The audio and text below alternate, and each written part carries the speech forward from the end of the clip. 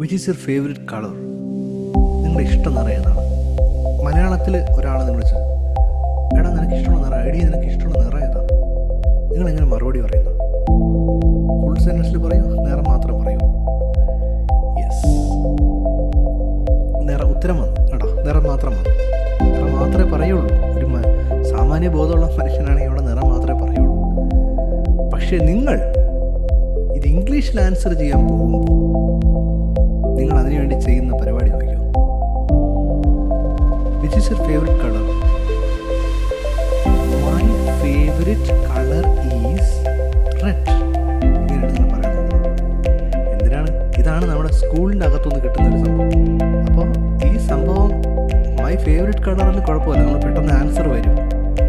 പക്ഷേ വീണ്ടും വീണ്ടും കോംപ്ലിക്കേറ്റഡ് ആയിട്ടുള്ള കാര്യങ്ങൾക്ക് ഇങ്ങനെ ഇംഗ്ലീഷിൽ ചോദിക്കുന്ന സമയത്താണ് നമ്മൾ so what happened, you were not there yesterday.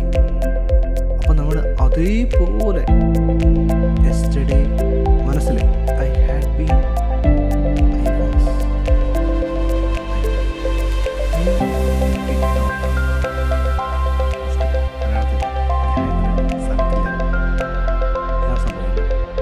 എന്തുകൊണ്ട് ഷോർട്ടായിട്ട് എൻ്റെ ആൻസർ സിമ്പിളായിട്ട് എന്താണ് ചോദിച്ചത്? What happen yesterday? Busy. Yesterday I didn't come here because I had a marriage party.